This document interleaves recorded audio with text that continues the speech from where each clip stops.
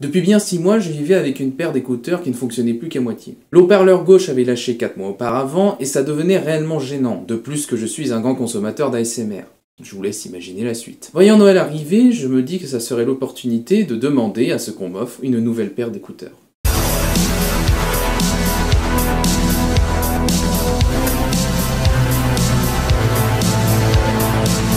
Je suis une âme récalcitrante dans un corps de jeune qui devrait apprécier toutes les nouvelles technologies, pratiques, innovantes et surtout performantes qui sortent et s'offrent à moi, consommateur crédule et stupide du premier quart du 21e siècle. Retenez juste l'âme récalcitrante. Parce qu'il y a une bonne raison à cela.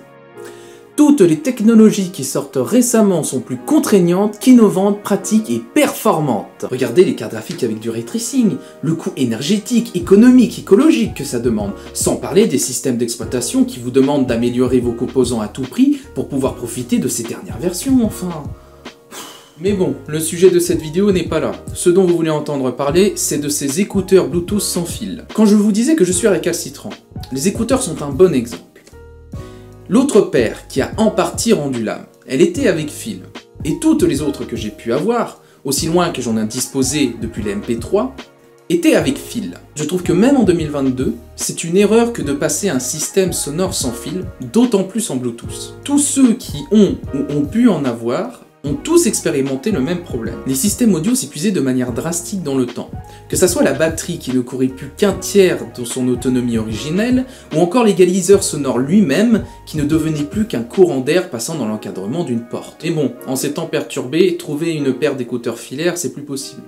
Mais genre vraiment, hein, je rigole pas. Et toutes les paires que vous voyez avec des fils, regardez bien les specs. Alors, bizarre qu'il y ait écrit autonomie annoncée, n'est-ce pas? Simplement car les écouteurs sont reliés entre eux par un fil, mais il n'y a aucun embout pour le brancher à un smartphone. Think, amigo, pense. Avec une autonomie annoncée de 15 heures, une connexion Bluetooth 5.1, une portée de 10 mètres et une connectique en USB-C, ces écouteurs remplissent toutes les attentes d'un consommateur lambda avec un budget qui se respecte, mais qui n'est pas incroyable non plus. Pour 24,50 €, ils remplissent fabuleusement mes attentes. Mais c'est parce que j'ai fait mes petites recherches au préalable. Je suis chiant, ça vous l'avez bien compris. Et à cause de cela, j'ai regardé la plage audio couverte sur plus d'une dizaine de paires d'écouteurs différentes. Parce que oui, en 2022, vous avez encore des marques qui osent vous vendre des produits dont la plage audio se limite de 150 à 16 000 Hz. Oui, mais de toute façon, on ne peut pas entendre au-delà de 18 000 Hz à partir d'un certain âge, et personne n'écoute des sons en 20 Hz. Non seulement tu te plantes dans tes propos, mais en plus tu omets une caractéristique importante de notre société. L'argent. Donc tu te la boucles, Kevin. Bien évidemment, vous pensez bien que ces marques qui limitent la plage audio vont encore plus vous prendre pour des cons. Les prix sont parfois 5 à 10 € plus chers que les zips que vous pouvez aller acheter sur le site en ligne officiel de TNB, où l'on apprend par ailleurs que c'est une marque qui se revendique française. L'achat en magasin, celui qui m'a été opéré, est aussi possible. Et oui, on peut encore trouver des produits de dernière génération dans les espaces culturels des centres commerciaux. Et c'est d'ailleurs même de plus en plus démocratisé puisqu'il subsiste une grande variété compétitive dans laquelle les prix les plus chers sont en concurrence directe avec les premières entrées. Maintenant que vous avez compris que je suis très heureux de cette plage audio complète qu'offrent ces écouteurs, passons à un autre point fort. L'autonomie. M'étant paru très restreinte au premier abord, l'autonomie est en fait largement suffisante pour une utilisation qui n'est pas de manière continue et intensive sur une journée. De plus, les 15 heures annoncées sont uniquement valables pour les écouteurs. La station de chargement fournie avec, elle, a une autonomie de 300 mAh, ou 7h08 avec ma consommation, ou 5 heures si vous videz les écouteurs entièrement en une journée. Ce qui me paraît honnêtement très compliqué. Pour ma poire, je ne vide les écouteurs généralement qu'à 80%, et le plus bas que j'ai pu atteindre avec un écouteur est de 50% en plus de 3 heures. Et la fréquence à laquelle je recharge la station est tous les mercredis et samedis, voire dimanches. Données comptant pour les périodes de cours uniquement. Maintenant, au niveau des fonctionnalités externes, ces écouteurs possèdent un tactile qui permet de passer et revenir sur une musique, augmenter et baisser le volume, mettre en pause et reprendre une musique, ainsi que de coupler, allumer ou éteindre ces écouteurs. Sur ce point fort, il y a des lacunes. La première, c'est que quand vous éteignez un écouteur, l'autre se désactive. Et quand vous en rallumez un, l'autre n'est pas pris en charge. Ce qui est très bizarre et très inconfortable. Habituellement, le fait qu'un tactile soit très peu sensible me plaît, puisque je suis sûr de ne pas avoir d'ennui si j'effleure légèrement la surface. Mais avec ces écouteurs, c'est très bizarre. Lorsque j'appuie sur le tactile de l'écouteur intentionnellement, celui-ci ne répond parfois pas. Alors que quand j'effleure par erreur le tactile, il arrive qu'il mette en pause ou change de piste sonore. À moins que ça soit un problème de connectique. Ce qui m'amène à un autre point. Ces écouteurs sont censés avoir un microphone intégré qui vous permet de passer ou répondre à des appels téléphoniques tout en gardant votre téléphone dans votre poche. Alors, je ne suis pas expert, mais il me semble que quand vous ne voulez pas autoriser l'utilisation d'un microphone dans un dictaphone, il n'y a seulement que le smartphone qui peut leur donner. Or, si je prends mon téléphone et que je le balance sur moi, vous ne m'entendrez pas mieux. Alors, y a-t-il réellement un microphone dans l'un de ces écouteurs? Même sur la notice d'utilisation, rien n'est stipulé sur son fonctionnement, et pire, il n'apparaît nulle part. Où est-il dans ce cas? Comment fonctionne-t-il? Existe-t-il seulement? Et ça, je sais que ça agace beaucoup de clients qui voudraient faire l'acquisition d'une paire d'écouteurs sans fil. Devoir ressortir son smartphone pour converser lors d'un appel. Pour ma pomme, je n'ai pas cherché des écouteurs sans fil pour cette option, donc je m'en fiche. Revenons plutôt sur le boîtier lui-même. Son pourtour est fait avec une matière très douce qui offre une prise en main agréable au toucher.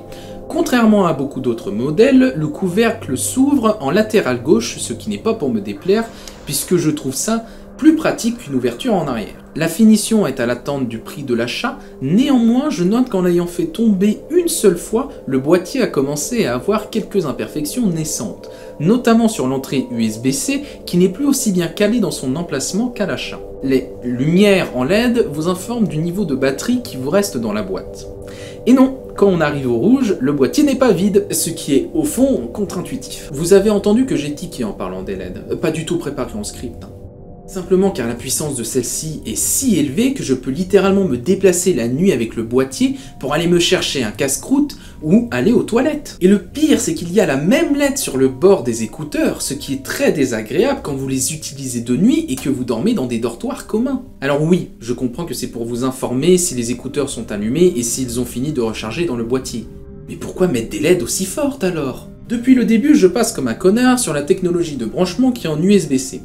En vrai, il n'y a rien à dire. Ah, la prise secteur n'est pas fournie avec. Mais c'est compatible en USB-A, ce qui veut dire que vous pouvez ressortir votre vieille prise secteur de 2012. En parlant de compatibilité, ces écouteurs sont universellement utilisables, ce qui veut dire que vous pouvez les connecter à toute marque de smartphone, à condition que votre bolide supporte au minimum le Bluetooth 5.0. Bon, vous avez compris qu'il y a une nette balance entre les pour et les contre, néanmoins équilibrée.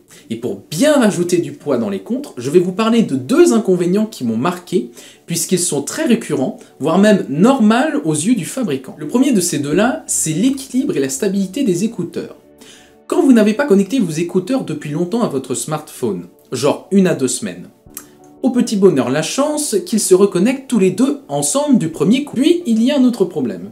Mais celui-ci, c'est sur le design. En effet, comme sur tout haut-parleur, vous avez un petit cache pour ne pas que les éléments diffusant le son s'encrassent, et également, dans certains cas, pour atténuer le son, ce qui est le cas pour ces écouteurs. Or, il me semble que la colle qui est utilisée le fabricant pour coller ce cache n'est pas de très bonne qualité, alors que son action s'estompe à la chaleur de mon oreille. Donc pourquoi me plaindre sur ça?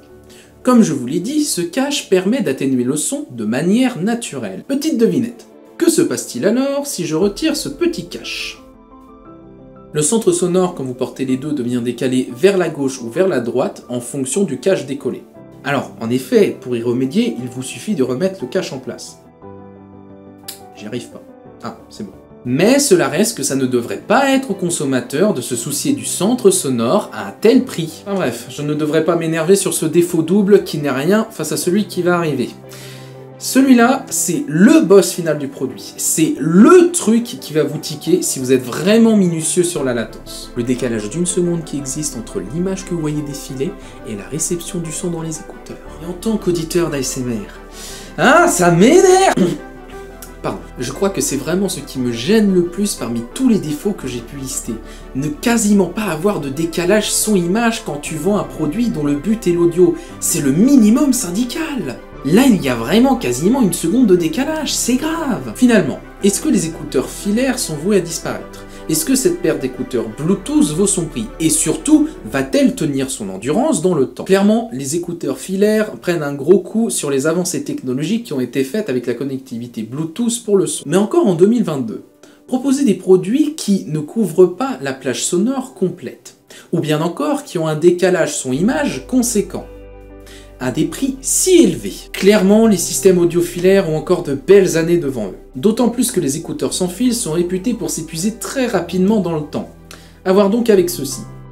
Ce que vous pouvez aller voir aussi, ce sont mes autres revues sur les smartphones Wiko et d'autres produits à petit budget comme la GT 1010 de chez Nvidia. Sinon, vous pouvez laisser un pouce vers le haut si cette vidéo vous a plu, écrire en commentaire votre ressenti sur ce produit et vous abonner à la chaîne pour ne rater aucune de mes prochaines vidéos. Bonne journée et bonne soirée, c'était Litlot et ciao!